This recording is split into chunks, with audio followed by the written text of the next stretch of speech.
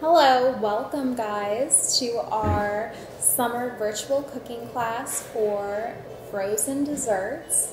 I really love a tasty treat sometimes in the summer, especially in the afternoon, but I like to go for something more nourishing with some great healthy vitamins, minerals, not just ice cream that maybe is a little more highly processed, or a popsicle that has artificial colors and flavors. Something natural and whole that you can make at home. One of my favorite things to do is banana ice cream. If you're one of my clients, you probably already know this, that I'm obsessed with banana ice cream. So I already took some bananas. They were really ripe, starting to get a little brown on the outside. That's the way they are when they're, the most delicious, right? They're the sweetest when they're slightly brown. So I chopped them up and I froze them for a little while. So it looks just like this. So some of them had some really dark spots. I cut that off. So there are actually 4 bananas with like a couple chunks cut off in here. Next, I'm going to add a little bit of almond butter. You can add almond butter, peanut butter. Really, you can add whatever kind of nut butter you prefer. All right. Next, I'm going to add a pinch of sea salt. I feel like a little bit of salt brings out the sweetness a little more. So just a tiny bit. You don't want salty ice cream, but a hint of salt where you don't really taste the full saltiness can just enhance the flavor. There's a pinch of vanilla in there. And then if you're someone that really wants a sweet treat, you can add a pinch of stevia, honey, or a little bit of 100% natural maple syrup. The ingredients should just be maple syrup. All right, and if you want something extra, you can put in some cinnamon, some pumpkin pie spice, some cocoa powder. There are so many variations online. I'm just going to add a pinch of cinnamon.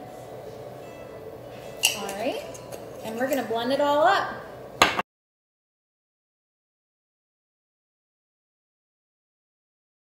All right, so we've got some delicious banana ice cream, and you can scoop it out, you can serve it as is, you can put it in a cup meant to freeze. So they have like ice cream cups that you can buy that are like a pint of ice cream, and they're meant for something like this.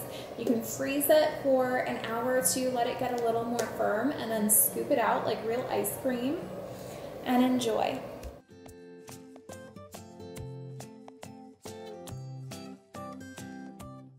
All right, my blender's clean again. How did that happen? Okay, so my next recipe is super fun. We are actually gonna make Froyo. Now I know so many people love Froyo, but a lot of the Froyo doesn't have great ingredients. It tends to be very high sugar, and loaded with thickeners, emulsifiers. I'm from Cincinnati, and when I moved to Cincinnati, I actually loved this place called Yagu. And it's tangy. They say, oh, it's, natural yogurt. That's why it's so tangy. And then I looked online and found the ingredients and realized that Yagu was straight up sugar and thickeners. And it had carrageenan in it, which we tell our clients to stay away from. So I was like, what have I been doing to my body? I thought this was like a fun summer treat. But it turns out that I really have not found a Froyo that has good ingredients. So before this, I was not eating Froyo anymore. So this is my favorite strawberry Froyo. You typically start with 2/3 of a cup of full-fat Greek yogurt. So I'm just using the Fage 5%, or Fahe 5%. I did buy some Cocoa too, and so I believe Cocoa has a high enough fat content that it would work for this. But typically I do use full-fat Greek yogurt for this. So I'm using 1 container. I believe it is just slightly more than 2/3 of a cup. I think it's closer to a cup. So I am just going to scoop that in there. Yum! All that fat is what's going to make it creamy. All right.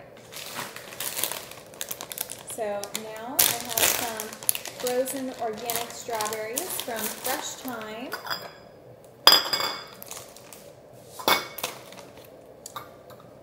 So it's good if they're slightly thawed. 1.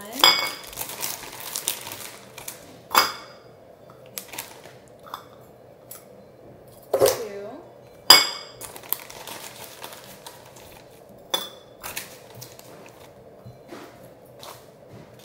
And we have slightly less than 3 cups here, so I'm just going to use some of the other frozen blueberries. So it's going to be strawberry froyo with a hint of blueberry. This recipe calls for just the tiny amount of honey, so you can add a little honey. I believe 2 teaspoons. It's really your taste preference. You know, up to you, whatever you want to add. Do remember that honey is often not honey when you buy it from the grocery store, so make sure you're buying from a brand that you trust, or you're buying from a local farmer. But honey a lot of times is actually like a rice syrup or corn syrup, so make sure you're buying actual honey or using 100% maple syrup. There are other things that you can add to this, so a little sea salt, vanilla again would be delicious in here. You could add some nut butter. You can add a little bit of lemon juice. Adds a little tanginess, tartness, makes it even a little tiny bit sweeter. I believe the recipe says a teaspoon of lemon juice, so I just squeezed, lightly squeezed a part of the lemon. All right, it's all blended up. It took a little while, but this is what it looks like. You can serve it as is, or you can freeze it for a couple hours in one of those containers we talked about earlier, and then just pull it out when you're ready to eat. It might be slightly harder to scoop, so if you freeze it too much, you might need to let it sit out for an extra moment or two, but it's really delicious that way too. You can top it with a little chocolate, some extra berries.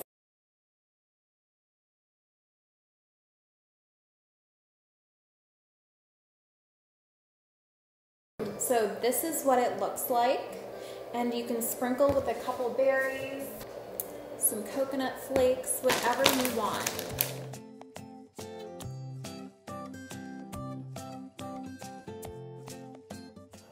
All right, so magically this was poured out and cleaned. Now we are going to make blueberry cream pops. You could choose any fruit, really. It doesn't have to be blueberry. You can do it with raspberries, strawberries, mango, whatever your kid's favorite treat is.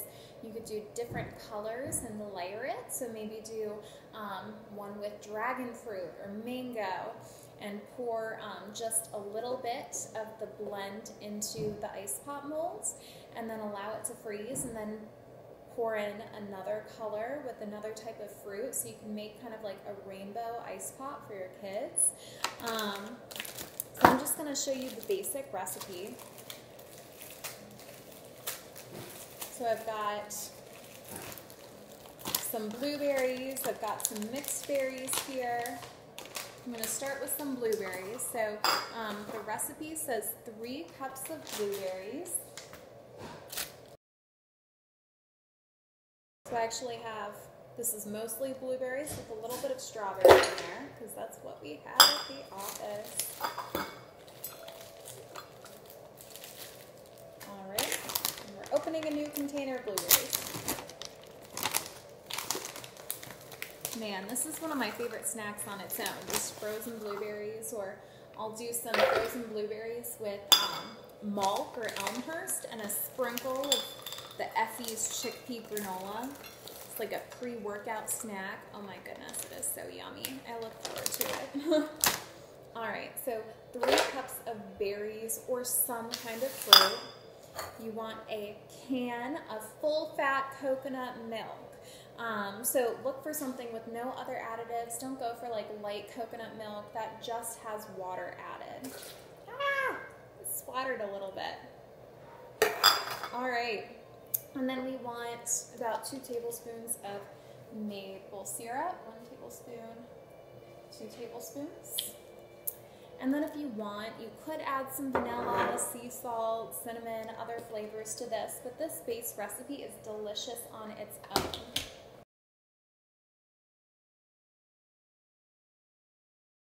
Now, this blended, it didn't blend all the way through. At this point, you could either take a utensil and move it around, and so you can allow this to be blended a little bit more.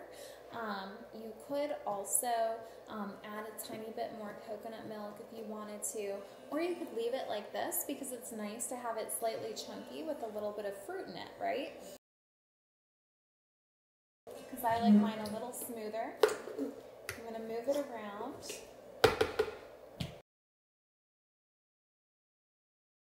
There's a little block of berries down there that doesn't want to blend, but I'm going to break it down.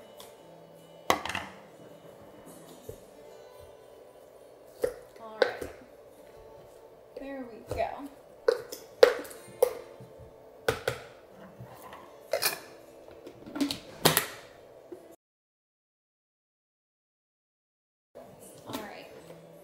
So this is what we come out with. Look at that beautiful color.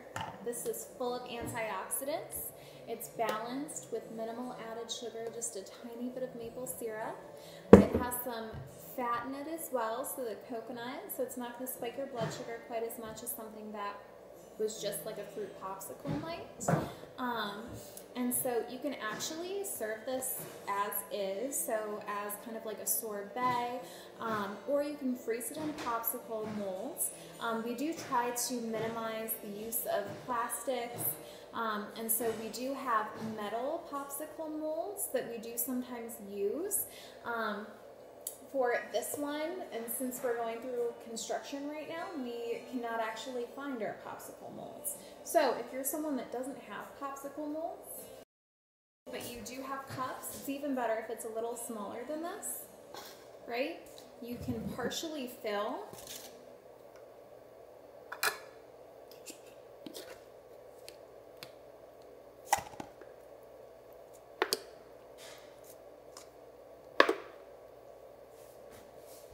It's perfect. Don't fill it all the way. And then if you have a popsicle stick from the store, you can just stick it in there. Or if you have pre-made like popsicle mold cups, you can definitely use those. And then you just pop these in the freezer and allow them to freeze until they're more firm, right? So typically I like to enjoy them the next day or at least 6 hours after.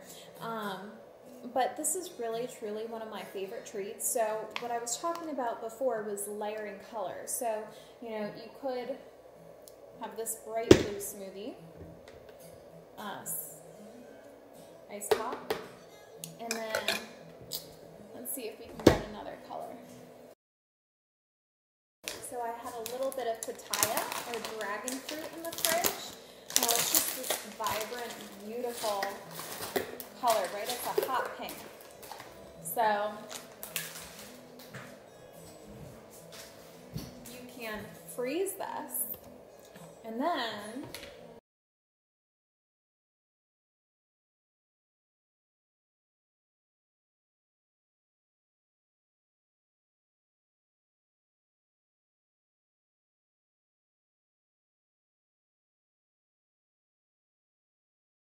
so after a little extra blending and a little extra fruit, now we have a slightly brighter pink color, and you can just pour this on top after this has frozen already, and you would have already put the popsicle stick in here. So that's why it's good to leave a little extra empty.